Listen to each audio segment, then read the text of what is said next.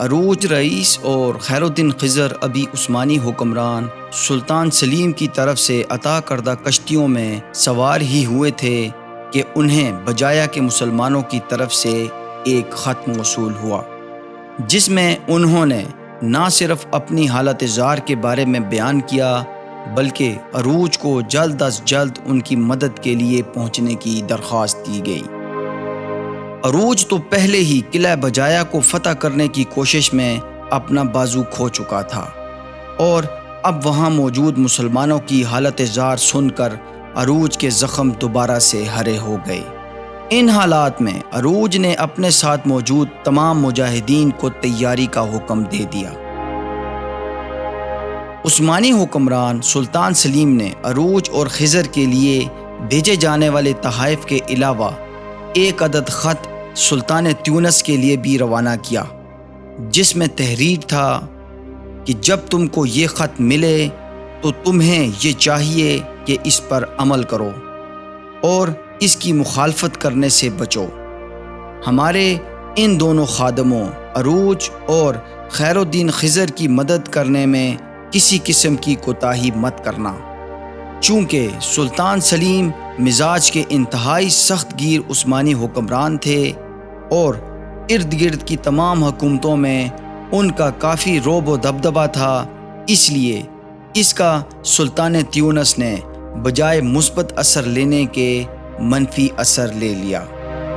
السلام علیکم دوستو، آپ دیکھ رہے ہیں تاریخی معلوماتی چینل سیکھو جانو، اور آج کی اس زیر نظر ویڈیو میں آپ نہ صرف یہ جان سکیں گے کہ کیسے عثمانی حکمران سلطان سلیم کے خط سے سلطان تیونس نے منفی اثر لیا، بلکہ سلطان تیونس کے اس منفی رویے نے عروج کے ہسپانوی صلیبی مخالف جہادی مشن کو کیسے انتہائی حد تک متاثر کیا، اور کیا عروج بجایا کے اپنے مسلمان بھائیوں کی مدد کے لیے کوئی ٹھوس عملی قدم اٹھانے میں کامیاب بھی ہوا یا نہیں۔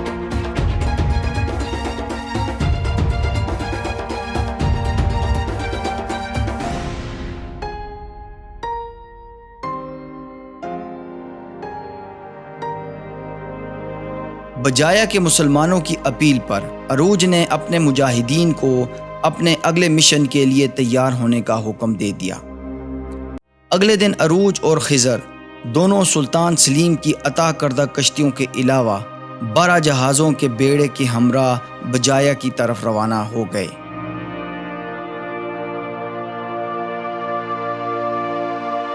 جب عروج کا یہ بحری بیڑا بجایا پہنچا تو جہازوں پر سوار لگ بھگ 2300 عملے کے افراد کے علاوہ 150 توپوں پر مشتمل تھا۔ جیسے ہی عروج کا بحری بیڑا بجایا پہنچا تو صلیبیوں سے جنگ کا آغاز ہو گیا۔ چونکہ بجایا قلعہ ہسپانیوں کے قبضے میں تھا اور اونچائی پر ہونے کے سبب یقیناً وہ جنگی اعتبار سے بہت بہتر پوزیشن میں تھے، مگر باوجود ان سب حالات کے عروج کے ساتھ موجود مجاہدین اسلام نے ان پر بڑے جاندار حملے کیے۔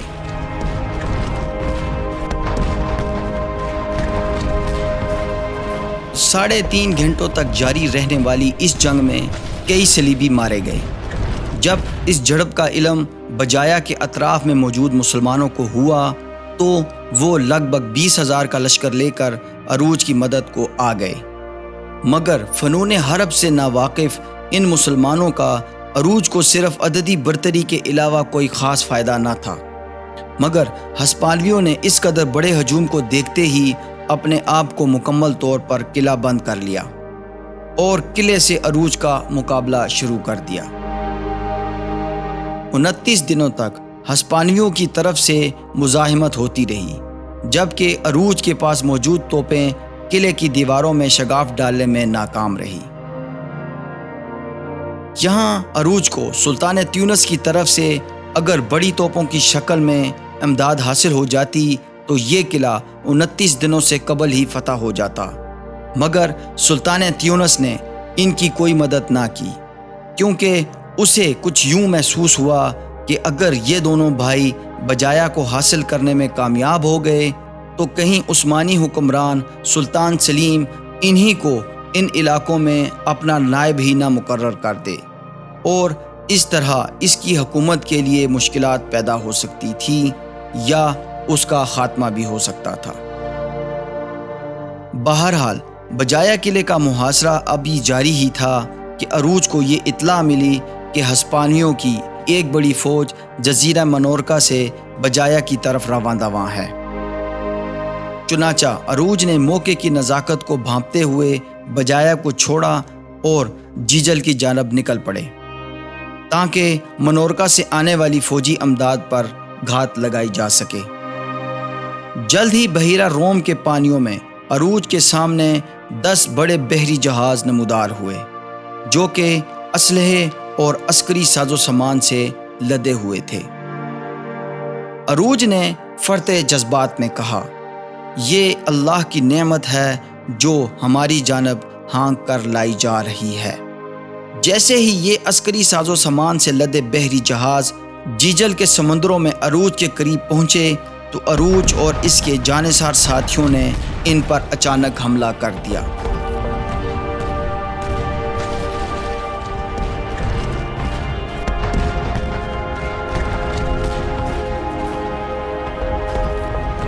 گمسان کی لڑائی کا آغاز ہو گیا۔ آگ، بارود اور گولوں کی گن گرج میں ایک شدید لڑائی کے بعد بالآخر عروج اور اس کے ساتھی ان 10 بحری جہازوں پر قبضہ کرنے میں کامیاب ہو گئے۔ ہسپانوی جہازوں پر موجود افراد میں سے 78 افراد کے علاوہ باقی تمام افراد اس جھڑپ میں مارے گئے، جنہیں عروج نے بعد میں قیدی بنا کر اپنے جہازوں پر چپو چلانے پر لگا دیا۔ اب عروج کی چال کا اصل مرحلہ شروع ہوا۔ عروج نے اپنے 500 جانثاروں کو ان 10 صلیبی جہازوں میں چھپنے کا حکم دے دیا۔ باقی کچھ افراد نے صلیبی فوجیوں کے کپڑے اور یونیفارم زیب تن کیے اور بالکل صلیبی انداز میں جہازوں پر ہسپانوی پرچم بلند کر دیے اور بجایا کا رخ کر لیا۔ بجایا میں قلعہ بند صلیبی فوج چونکہ پہلے سے ہی ہسپانیہ کی طرف سے آنے والی کمک کی منتظر تھی، اس لیے جب انہوں نے دور سے اس بحری بیڑے کو آتے دیکھا تو اپنے پرچم لہرا لہرا کر خوشی کا اظہار کرنے لگے۔ عروج کے ساتھی جو کہ اس بحری بیڑے پر صلیبی یونیفارم میں ملبوس تھے نے بھی قلعے پر موجود فوجیوں کے جواب میں اپنے صلیبی پرچم لہرا کر ان کو مطمئن کر دیا۔ اس بحری بیڑے کے قلعے کے قریب پہنچتے ہی بجایا کے دروازے کھول دیے گئے اور قلعے میں موجود فوجی اپنے صلیبی بھائیوں کا فوجی انداز میں استقبال کرنے لگے۔ جلد ہی عروج نے موقع دیکھ کر ان جہازوں سے اپنے 500 جانثاروں کو نکلنے کا حکم دے دیا۔ عروج اور اس کے ساتھی جو کہ صلیبی یونیفارم میں ملبوس تھے نے بھی ان 500 جنگجوؤں کے ساتھ مل کر قلعے میں موجود ہسپانوی فوج پر حملہ کر دیا۔ اس طرح اچانک حملے سے ہسپانوی قلعہ بند فوج کے اوسان خطا ہو گئے اور مارے خوف کے ان کے پاؤں اکھڑنے لگے۔ ایک خونریز جنگ کا آغاز ہو گیا۔ نفسیاتی طور پر چونکہ ہسپانوی سپاہی پہلے ہی خوف و ہراس کا شکار ہو چکے تھے، اس لیے عروج اور اس کے جانثار ابتدا سے ہی جنگ پر حاوی ہو گئے۔ پھر اللہ رب العزت کے فضل و کرم سے ہسپانویوں کا نظم و ضبط ٹوٹنا شروع ہو گیا اور مسلمانوں کے جاندار حملوں کے بعد وہ بھاگنا شروع ہو گئے۔ بہت سو نے ہتھیار ڈال دیے اور بہت سے قتل ہو گئے۔ اس طرح عروج بجایا کا یہ قلعہ ہسپانویوں سے حاصل کرنے میں کامیاب ہو گئے، جو کہ اس مختصر فوج کی ایک بہت بڑی کامیابی تھی،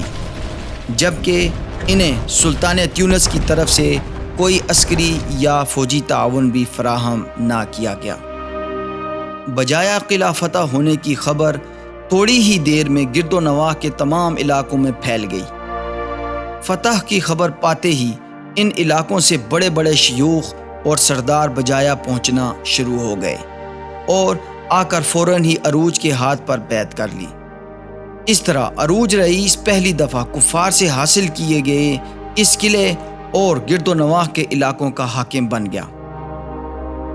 بجایا قلعہ کی اس فتح سے عروج اور خضر کو لگ بھگ 800 بارود کے ڈرموں کے علاوہ بے شمار غنائم دستیاب ہوئے، جن میں بارود ہی ان دونوں بھائیوں کے لیے اہم تھا، کیونکہ وہ اس معرکے سے قبل اپنا تمام بارود ختم کر چکے تھے۔ اور جیسا کہ آپ جان چکے ہیں کہ سلطان تیونس نے بھی باربروسا برادران کے ساتھ تعاون نہ کر کے اپنے اور ان کے درمیان دوریوں کو کافی حد تک بڑھا دیا تھا۔